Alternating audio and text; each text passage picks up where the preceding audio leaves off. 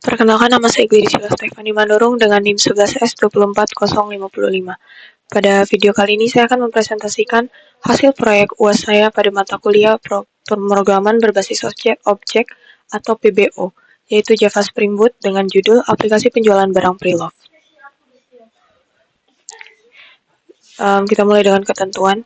Di sini mahasiswa diberikan kesempatan untuk memilih ide topik masing-masing secara bebas, kecuali topik to-do list dan cash flow yang telah dikerjakan selama sesi praktikum. Mahasiswa diwajibkan menggunakan entitas dan kode program yang sudah diberikan pada modul, yaitu user dan author token, untuk mengimplementasikan autentikasi pada aplikasi. Kemudian entitas untuk topik harus mengandung minimal 8 atribut, di mana 4 diantaranya harus menggunakan atribut ID dengan tipe data UID, user ID dengan tipe data UID, created at dengan tipe data local datetime, dan updated at dengan tipe data local datetime. Kemudian untuk penilaian utamanya, di sini ada 9 penilaian utama, yaitu struktur proyek aplikasi, di mana mahasiswa mampu membuat struktur proyek yang rapi dan clean arsitektur. Kemudian 7 fitur utama, yaitu fitur tambah data, fitur ubah data gambar, fitur hapus data, fitur tampilan daftar data, fitur tampilan detail data, dan fitur tampilan chart data. Kemudian pembangunan aplikasi ini harus didukung dengan UI aplikasi yang menarik. Baik, kita mulai dengan package yang ada pada pembangunan program. Untuk di sini pertama ada package main yang berisi inti aplikasi atau backend Spring Boot dengan Maven Queen. Isinya ada application.java sebagai entry point, config sebagai konfigurasi Spring atau Maven Queen, controller sebagai endpoint web, DTO atau data transfer object sebagai aliran data, kemudian entity sebagai model database, interceptor sebagai komponen start request, repository sebagai akses database, service sebagai logika dari pembangunan website, dan util sebagai general function atau helper format. Kita coba lihat implementasinya pada kode VS Code. Di sini di main ada response test.java, API response test Java untuk mengkonstruk API, author context test, custom error controller test, request logging filter test, startup info logger test, dan web config test. Kemudian di controller ada author controller test.java, chart controller test, home control test, dan product controller test. Kemudian di DTO ada data untuk login form, product form, dan register form. Ini. Kemudian di interceptors ada author interceptors, di repositories ada author token repository, product repository, user repository. Di service ada author service, file storage service, product service, dan di utils ada cons util, jwt util, dan terakhir ada application Java. Oke. Kita lanjut ke package selanjutnya, itu package test. Package test ini berisi kode pengujian, di mana saya akan membuktikan endpoint controller apakah dapat mengembalikan status dan respon dengan benar. Kemudian membuktikan service apakah dapat menjalankan logika dengan benar. Membuktikan interceptor apakah dapat memblokir request tanpa token. Karena pada pembangunan website ini ada fitur-fitur yang dibatasi penggunaannya, hanya boleh diakses oleh pengguna yang sudah memiliki akun. Kemudian membuktikan validasi input data dengan DTO, membuktikan kebutuhan front end, dan mendukung coverage tinggi pada Jacoco. Di sini untuk tesnya itu hanya ngetes package di configs, controllers, DTO, entities, interceptors, service, dan utils. Kita ke package resource pada main. Package resource pada main ini adalah package yang isinya file-file non-Java yang dipakai saat aplikasi runtime. Misalnya ada application.properties yang berisi konfigurasi utama Spring Boot, static yang berisi aset-aset statis seperti CSS atau desain dari struktur website, kemudian image untuk gambar yang digunakan seperti logo, JS untuk strukturnya juga. Kemudian di sini ada templates yaitu isinya .file.html untuk author, chart, layout, dan products. Kemudian ada meta INF yang isinya library metadata tertentu untuk tipe data tertentu yang akan digunakan pada pembangunan website. Oke, kita perjelas pada tes tadi.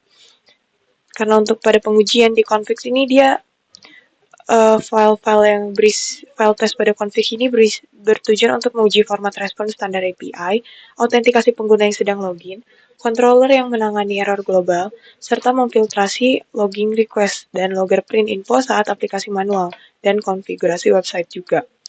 Dan di controller itu ada pengujian endpoint autentikasi saat login, register, refresh token, dan logout. Kemudian pengujian endpoint chart return data dengan format, kemudian landing page atau home page API, dan menguji fitur CRUD dan pencarian produk, fitur search. Kemudian pada DTO menguji validasi input dengan mapping field, form login, form register, dan form tambah atau ubah produk. Pada package test entities itu berisi pengujian model pengguna, model barang, dan model token autentikasi. Package ini juga menguji konsistensi identitas pengguna, aturan status atau kepemilikan barang, dan keamanan sesi login. Kemudian untuk package interceptor dia berisi pengujian request atau filtering penyaringan sebelum masuk ke controller. Dia akan memvalidasi apakah endpoint fitur CRUD yang sudah dibangun tadi bisa diakses tanpa login. Karena ada beberapa fitur yang dapat diakses itu harus login terlebih dahulu. Contohnya seperti tambah produk, hapus produk, edit produk. Sedangkan pengguna tanpa login terlebih dahulu hanya bisa melihat daftar produk saja. Dan melihat datanya juga, data chart. Kemudian pada package service, ini berisi pengujian logika utama tanpa lapisan HTTP. Berarti dia menguji CRUD juga dan memastikan pengunggahan berkas, gambar, dan lain-lain dapat dilakukan dengan baik. Nah, dari task case yang sudah saya bentuk, coverage report Jakoko yang saya dapatkan adalah sebesar 100%. Inspirasi proyek saya itu adalah e-commerce, yaitu salah satunya Shopee, di mana website Shopee ini akan menampilkan item atau produk yang tersedia, walaupun pengguna tidak memiliki akun. Ini dia. Jadi pengguna yang tidak login atau pengguna tanpa akun dapat melihat produk-produk pada website Shopee dengan terbatas. Untuk dapat menikmati fitur lengkap dari Shopee, pengguna harus memiliki akun terlebih dahulu. Oleh karena itu, jika ingin mengakses fitur lebih dalam lagi pada website ini, pengguna harus melakukan register atau login terlebih dahulu. Kita masuk ke dalam aplikasi yang saya bangun, yaitu aplikasi penjualan barang pre-log. Pertama di sini ada fitur register, di mana pengguna dapat menambahkan akunnya untuk dapat mengakses fitur keseluruhan dari website.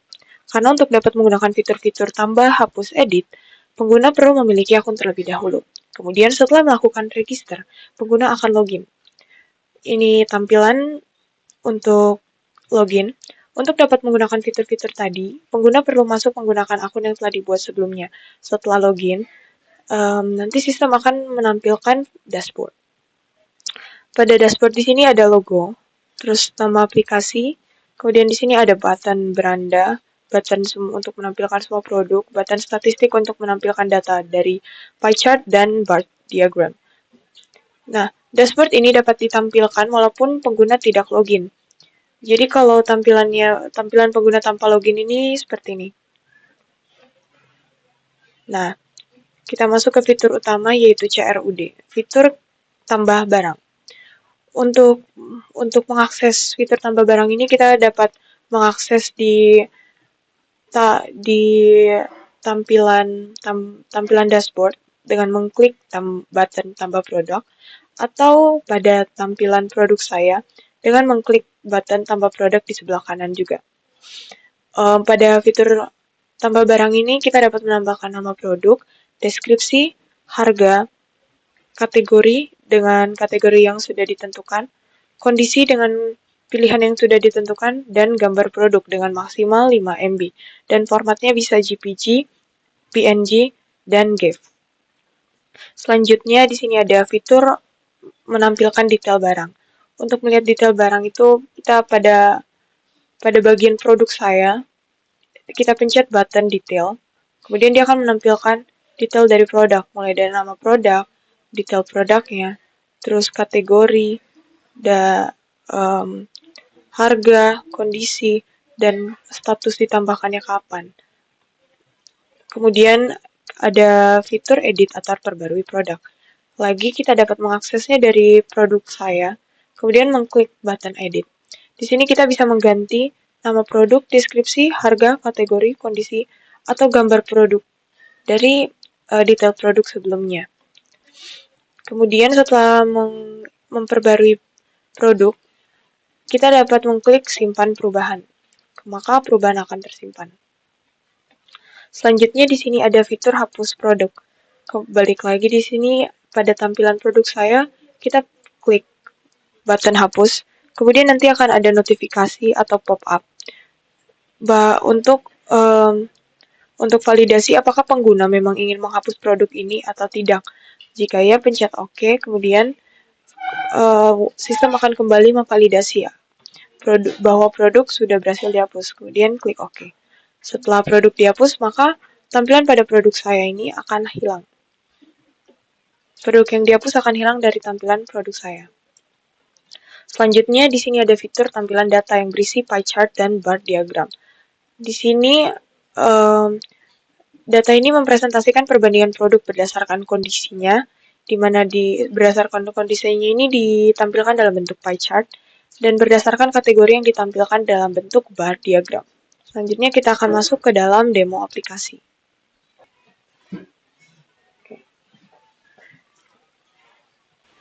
Nah, dia akan tampil seperti ini.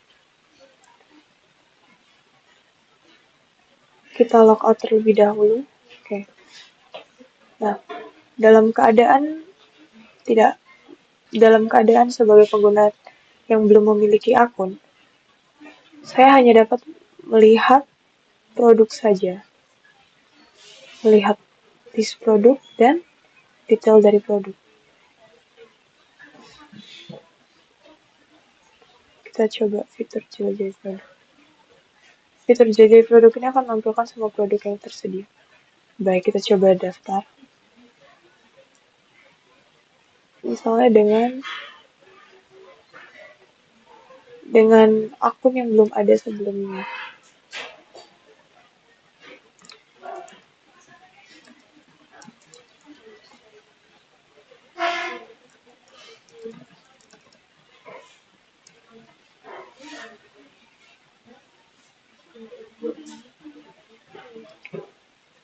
Kita masukkan akun yang tadi kita daftar. Login berhasil, dia mengalihkan ke dashboard. Ini dia dashboard tampilan dengan pengguna yang telah memiliki akun. Kita coba tambah produk. Ini kalau tambah produk dari dashboard, misalnya jaket denim. Kemudian misalnya kita buat harganya 125 atau 40. Di sini bisa ditambahin secara manual. Kemudian kategorinya pakaian, kondisi seperti baru. Kita choose file.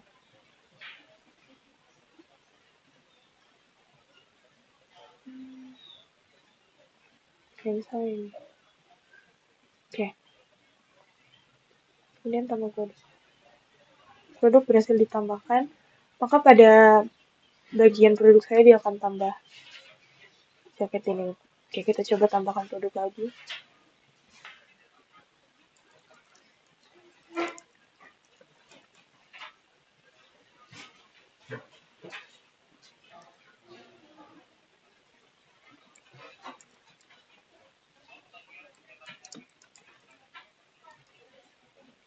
Misal kita buat harganya di sini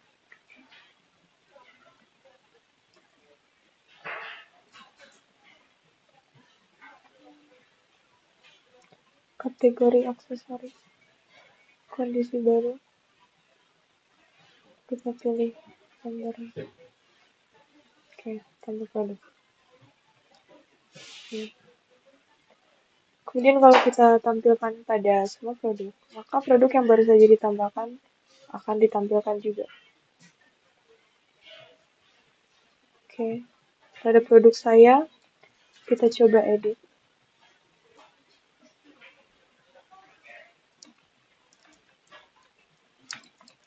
kita tambahkan namanya, kondisinya kita buat baik, kita ganti description saja satu paragraf, nanti asumkan prima. Nah, dia akan tampil, kalaupun di refresh, dia tidak akan mengubah data yang baru kembali ke data semula. Oke. Kita lihat statistiknya. Oke. Di sini ada 3 kategori yang sudah ditambahkan, yaitu aksesoris, buku, dan pakaian. 2 pakaian, 1 buku, dan 2 aksesoris. Kemudian kondisinya ada 3 produk yang baik dan 2 produk yang seperti baru. Kita kembali ke beranda.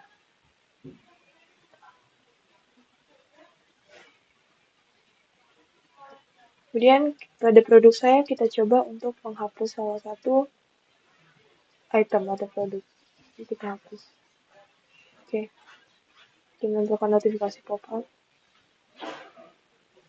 Kemudian kalau kita refresh, dia tidak mengembalikan produk yang sudah dihapus sebelumnya. Oke.